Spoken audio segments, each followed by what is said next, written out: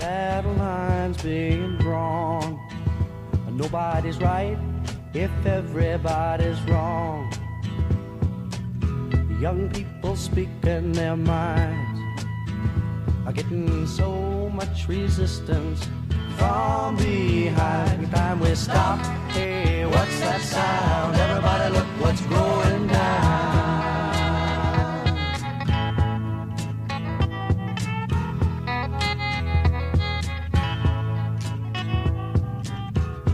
What a field day for the heat. Executive Order 10990 allows the government to take over all modes of transportation and control of all highways and seaports. Executive Order 10995 allows the government to seize and control the communication media.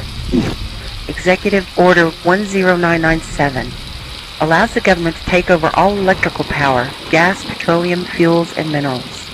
Executive Order 10998 allows the government to seize all means of transportation, including personal cars, trucks, or vehicles of any kind, and total control over highways, seaports, and waterways. Executive Order 10999 allows the government to take over all food resources and farms. Executive Order 11000 allows the government to mobilize civilians into work brigades under government supervision. Executive Order 11001 allows the government to take over all health, education, and welfare functions. Executive Order 11002 designates the Postmaster General to operate a national registration of all persons. Executive Order 11003 allows the government to take over all airports and aircraft, including commercial aircraft. Executive Order 11004 allows the Housing and Finance Authority to relocate communities, build new housing with public funds, designate areas to be abandoned, and establish new locations for populations. Executive Order 11005 allows the government to take over railroads, inland waterways, and public storage facilities. Executive Order 11051 specifies the responsibility of the Office of Emergency Planning and gives authorization to put all executive orders into effect in times of increased international tensions and economic or financial crisis. Executive Order 11310 grants authority to the Department of Justice to enforce the plans set out in executive orders, to institute industrial support, to establish judicial and legislative liaison to control all aliens, to operate penal and correctional institutions, and to advise and assist the President. Executive Order 11049 assigns emergency preparedness function to federal departments and agencies, consolidating 21 operative executive orders issued over a 15-year period.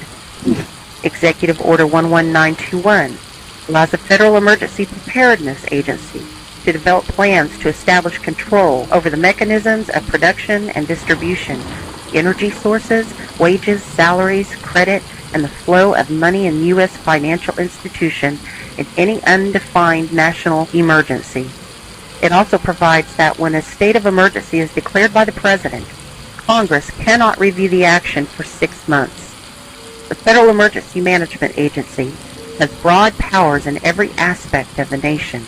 General Frank Salcedo, chief of FEMA's Civil Security Division, stated in a 1983 conference that he saw FEMA's role as a new frontier in the protection of individual and governmental leaders from assassination and of civil and military installations, from sabotage and or attack, as well as prevention of dissident groups from gaining access to U.S. opinion or a global audience in times of crisis.